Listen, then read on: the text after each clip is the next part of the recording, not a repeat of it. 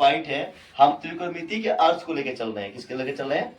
तीन अगर अंग्रेजी शब्द की बात करें तो अंग्रेजी में ये उत्पन्न जो हुआ है तो किस शब्द से हुआ है? ग्रीक शब्द से। किस शब्द से? जैसे हमने लिखा है अंग्रेजी शब्द में त्रिकोणमिति की व्युत्पत्ति ग्रीक शब्द के ट्री, जिसका आप देखिए तीन गो शब्द इसमें बन रहा है, ट्री, गोन और क्या? मेट्री। कितने शब्द मिल रहे हैं? ट्री, ट्री मतलब होता है तीन, गोन मतलब होता है भुजा, और मेट्री मतलब क्या होता है? माप। अर्थात तीन भुजा की माप ही, आप एक शॉर्टकट में, मैंने उसको नहीं लिखा है तो आप यहाँ लिख भी सकते हैं, तीन भुजा की माप को, तीन भुजा की माप को क्या कहते हैं? त्रिकोणमिति। त्रिकोणमिति, तीन भुजा की माप को क्या बोलते हैं? त्रिकोणमिति कहते हैं। आप बेहिचक इसको क्या कर सकते हैं? लिख सकते हैं कि तीन भुजा की माप को क्या कहते हैं? त्रिकोणमिति। अब तीन भुजा किसमें होती है? तो तीन भुजा त्रिभुज में होती है। किसमें होती है? तीन भुजा किसमें होती है? त्रिभुज में। आपने त्रिभुज की परिभाषा पढ़ा होगा, तीन रेखाखंडों से घिरी हुई बंद आकृति को हम क्या कहते हैं? त्रिभुज कहते हैं, है ना।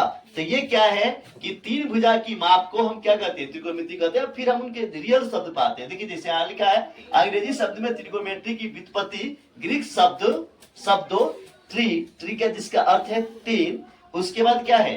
गॉन, जिसका अर्थ क्या है? भुजा, और तीसरा जो शब्द है मेट्रॉन, जिसका अर्थ क्या है? माप। ठीक है, आप देखिए अर्थात तीन भुजा की माप ही क्या कहलाती है? त्रिकोणमिति कहलाती है ना। अब हम बात करते हैं त्रिकोणमिति के कुछ मतलब और भी बातें हैं। तो त्रिकोणमिति में एक त्रिभुज की भुजाओं, त्रिकोणमिति में एक त्रिभुज की भुजाओं और कोणों के बीच संबंधों का अध्ययन किया जाता है। मतलब त्रिकोणमिति में हम क्या पढ़ते हैं? तो त्रिकोणमिति में हम पढ़ते हैं त्रिभुज की जो भुजा है और जो उसकी कोण है, उसके बीच के संबंध को हम लोग क्या करते हैं? पढ़ते हैं। त्रिभुज में जो भुजा और क्या है? कोण है, उसके बीच के संबंध के बारे में हम लोग क्या करते हैं? जानते हैं। किसके अंतर्गत? त्रिकोणमिति के अंतर्गत। अगला पॉइंट है कि प्राचीन काल में, अगर हम बात करें किसमें? प्राचीन काल में, तो प्राचीन काल में हम लोग त्रिकोणमिति का जो प्रयोग करते थे, तो प्राचीन काल में त्रिकोणमिति का अधिकांश प्रयोग मिस्र और बेबीलोन में हुआ है। कहाँ पे हुआ है? देखिए मैं यहाँ पे लिखा भी है कि प्राचीन काल में त्रिकोणमिति पर किए गए कार्य का उल्लेख मिस्र और बेबीलोन से मिलता है। मतलब अगर हम बात करें तो प्राचीन काल में सबसे पहले अगर हम बात करें कि त्रिकोणमिति का मतलब त्रिकोणमिति पर किए गए कार्य कहाँ से मिलते हैं, तो मिस्र और कहाँ से मिलते हैं? बेबीलोन से मिलते हैं। ये बात याद रखें।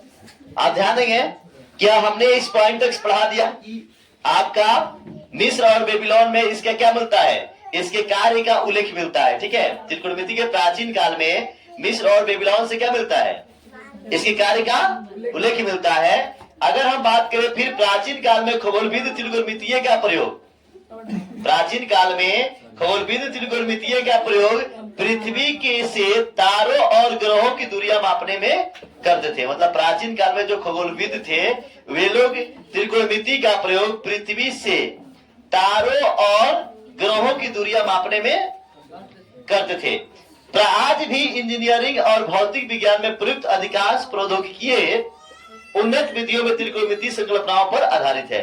मतलब अगर आज भी हम बात करें तो प्रौद्योगिकी में और कहाँ पे? इंजीनियरिंग विभाग में त्रिकोणमिति का उपयोग काफी क्या हो रहा है? तेजी से हो रहा है।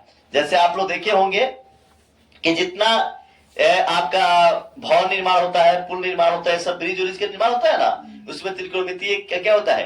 प्रयोग होता है। ठीक है, कोई बड़ा बड़ा भवन बनाया जाता है, उसमें भी क्या होता है? इसका प्रयोग होता है। तो आपने देखा कि त्रिकोणमिति का अर्थ जो है क्या है? तीन भुजाओं की माप है। अर्थात तीन भुजाओं की माप जो है, तीन भुजा किसको बोलते हैं? तो त्रिभुज क्या बोलते हैं? किसका बोलते हैं? त्रिभुज का। तो त्रिभुज के तीन भुजाओं की माप को हम लोग क्या बोलते हैं? त्रिकोणमिति कहते हैं।